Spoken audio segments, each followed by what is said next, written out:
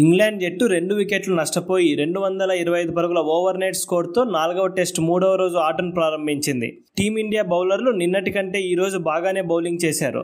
కానీ England బ్యాటర్లు Pope, route చాలా జాగ్రత్తగా బ్యాటింగ్ చేస్తూ వికెట్లు పడకుండా బ్యాటింగ్ చేసి పరుగులు రాబట్టారు. దీంతో మ్యాచ్ మొదలైన 1:30 గంటకు ఇంగ్లాండ్ జట్టు స్కోర్ 300 మార్క్ దాటింది. ఇదే క్రమంలో రూట్ ఒక అరుదైన రికార్డును సొంతం చేసుకున్నాడు. మాంచెస్టర్లో 1000 పరుగులు పూర్తి చేసుకున్న ఏకైక బ్యాటర్గా చరిత్రకెక్కాడు. ఇక పోప్, రూట్ ఇద్దరూ అర్ధ సెంచరీలు పూర్తి చేసుకుని 3వ వికెట్కి సెంచరీకి పైగా భాగస్వామ్యం నెలకొల్పి ఇండియాకి చెమటలు పట్టించారు.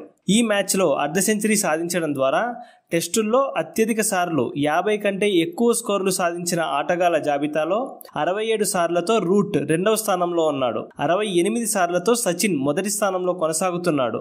మొదటి సెషన్లో ఇండియా ఫీల్డింగ్ కూడా పేలవంగానే ఉన్నింది. కీపర్ ధ్రువ్ జురేల్ ఒక కీపర్ క్యాచ్ మిస్ చేశాడు.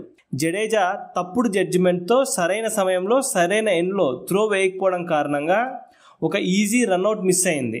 దీంతో రూట్ అవుట్ అయ్యే ప్రమాదం నుండి తప్పించుకున్నాడు. అలా వికెట్లు తీసే అవకాశాలు వచ్చినా ఇండియా చెత్త ఫీల్డింగ్ కూడా కొంపముంచింది.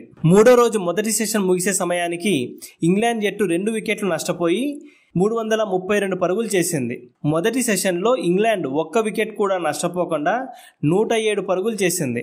ప్రస్తుతం ఇంగ్లాండ్ జట్టు 26 పరుగులు మాత్రమే వెనుకబడి ఉంది. ఇంగ్లాండ్ జట్టు జోరు చూస్తుంటే ఈ ఇన్నింగ్స్లో ఆ జట్టు భారీ స్కోర్ చేసే దిశగా అడుగులు వేస్తోంది అని స్పష్టంగా అర్థమవుతోంది.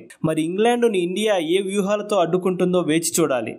ఇక ఈ మ్యాచ్లో టీమిండియాను ఎలాగైనా ఓడించాలి, ఇంగ్లాండ్ను గెలిపించి తీరాలి అనే ఉద్దేశంతో గిల్ పట్టుదలగా కెప్టెన్సీ చేస్తున్నట్లు స్పష్టంగా అర్థమవుతోంది.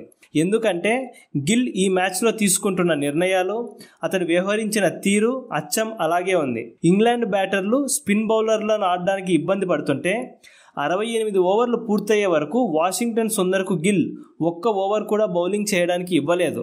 సుందర్ గత మ్యాచ్లో అద్భుతంగా బౌలింగ్ చేశాడు. 4 వికెట్లు కూడా పడగొట్టాడు. అయినప్పటికీ ఈ మ్యాచ్లో సుందర్ను బౌలింగ్కు తీసుకురావడానికి గిల్కు మనసొప్పలేదు. ఫాస్ట్ బౌలర్లు భారీగా పరుగులు సమర్పించుకుంటున్నా జడేజా బౌలింగ్లో కూడా ఏమాత్రం ఇబ్బంది పడకుండా ఇంగ్లాండ్ బ్యాటర్లు హాయిగా బ్యాటింగ్ చేస్తున్నా కూడా జట్టులో ఉన్న సుందర్ అనే అస్త్రాన్ని వాడటంలో గిల్ చాలా నిర్లక్ష్యం వహించాడు. ఇదంతా చూశాక కెప్టెన్గా గిల్ ఒక అసమర్థుడు, అతడు నేర్చుకోవాల్సింది చాలా ఉంది అనే క్లారిటీ అయితే వచ్చింది. అయితే ఆ నేర్చుకునే క్రమంలో టీమిండియా మరిన్ని మ్యాచ్లు, మరిన్ని సిరీస్లు కోల్పోయే ప్రమాదం అయితే ఉంది. ఏదేమైనా గిల్ కెప్టెన్గా తీసుకుంటున్న నిర్ణయాలు చాలా నిరాశను కలిగిస్తున్నాయి.